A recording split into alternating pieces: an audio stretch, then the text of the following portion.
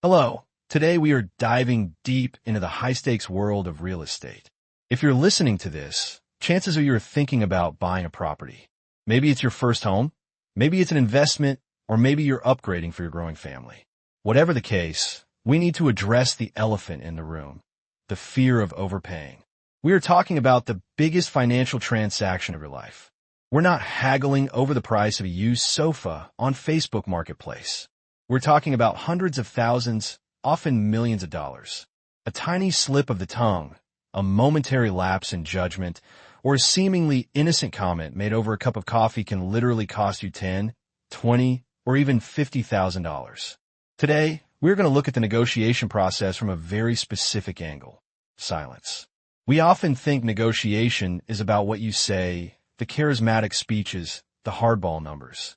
But actually, for a buyer, the most powerful weapon in your arsenal is what you don't say. I've reviewed a fascinating transcript that outlines the critical mistakes buyers make when talking to agents. Today, I'm going to expand on that, break down the psychology behind why these mistakes happen, and give you a blueprint for keeping your money in your pocket. We are covering the 6 deadly disclosures. 6 things you should never, ever tell a selling agent. The pregame, understanding the battlefield. Before we get to the list, we have to set the stage. As the source material points out, negotiation is an art form. It takes hundreds of transactions to master. But knowing what not to say, that's something you can learn in the next 20 minutes. The first thing you must internalize is the role of the agent. In Australia, the US, the UK, almost everywhere, the real estate agent sitting at the open house desk is not your friend. They are charming. They are helpful. They will offer you a bottle of water and ask about your kids. But make no mistake, they work for the seller. Their fiduciary duty, their legal obligation, and their financial incentive are all aligned with one goal: to extract the maximum amount of money from you. A higher price means a higher commission and, perhaps more importantly, a better reputation. A record-breaking sale price is a billboard for their next client. So, when you walk into that house, you need to realize you're entering a negotiation arena. Everything you say is being cataloged. It's being analyzed, and it will be used against you. Let's get into the specific traps. Taboo number 1, the why, or your motivation. The first piece of information you must guard with your life is your motivation. Why are you buying? It seems polite, right? The agent asks, so, what brings you to the market? You might be tempted to say, well, I'm a high-income earner, and my accountant said I need a tax break, so I need an investment property with negative gearing.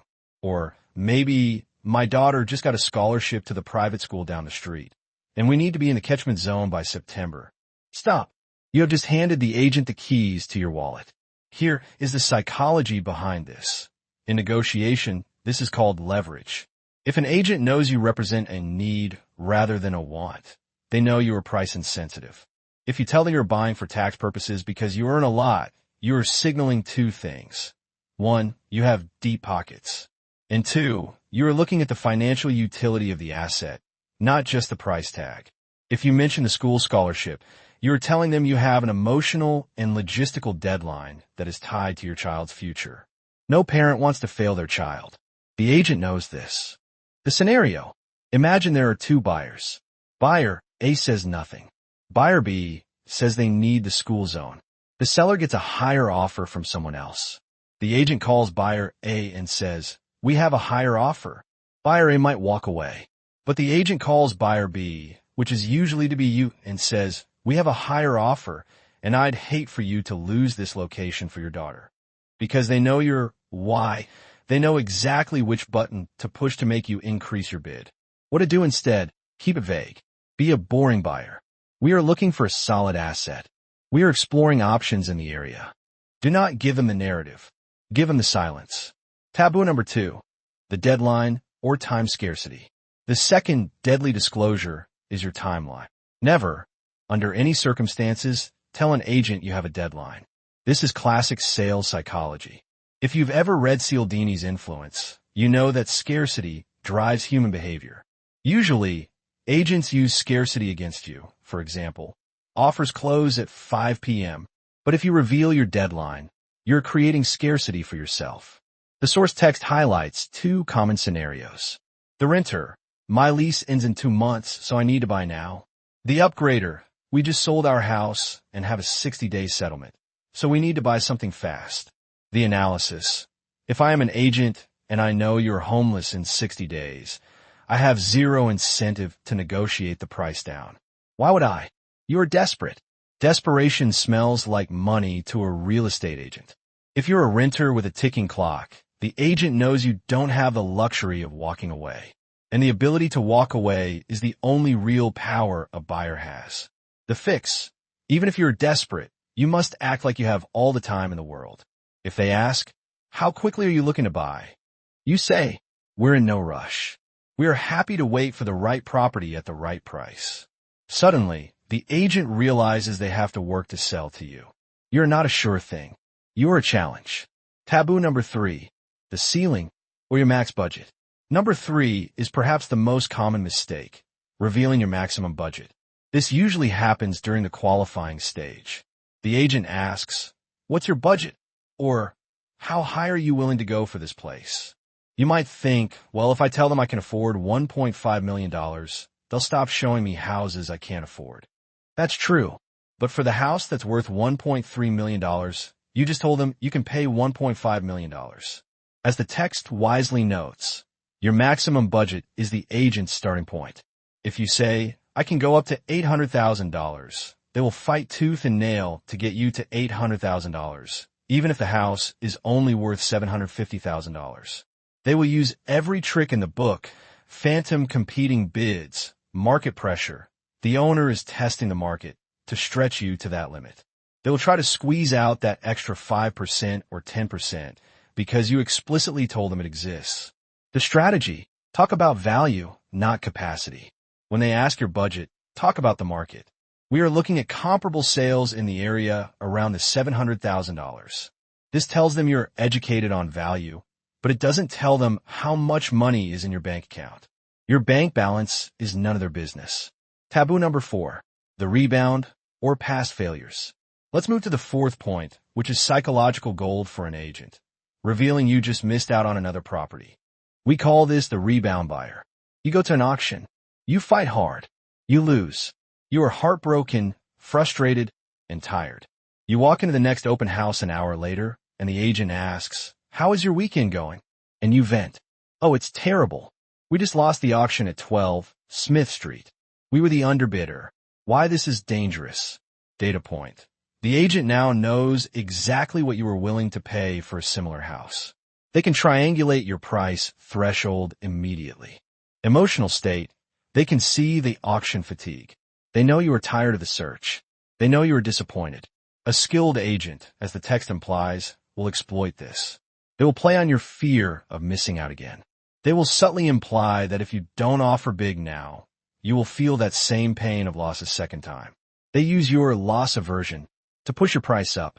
They're selling you relief from the pain of house hunting, not just the house itself.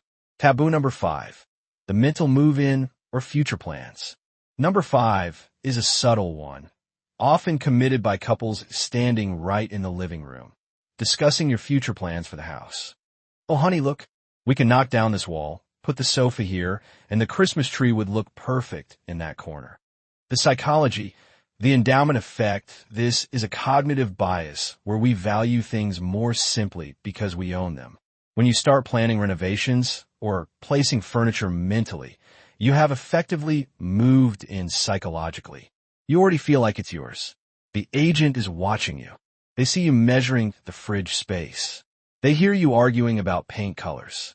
To an agent, this signals high emotional attachment.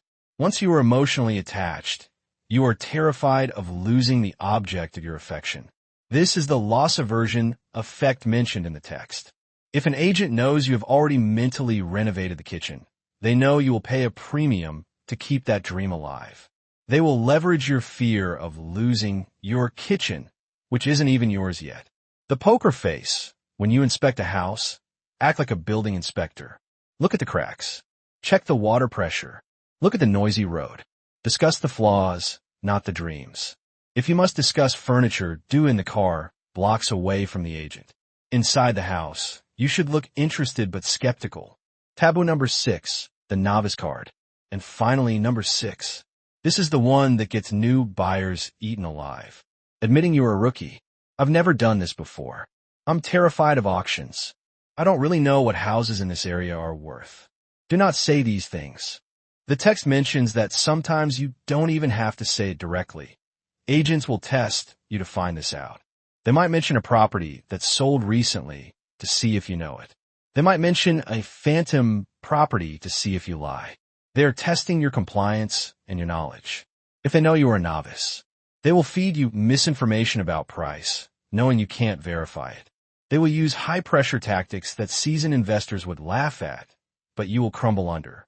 They will customize a negotiation strategy specifically designed to exploit your lack of confidence. The fake out. Even if your heart is pounding, even if it is your first time, you must project confidence. Do your homework. Know the recent sales results. If you're nervous, bring a friend who isn't. Or simply say less. Silence is often interpreted as confidence. Don't let them classify you as the easy target. The synthesis, the gray rock technique.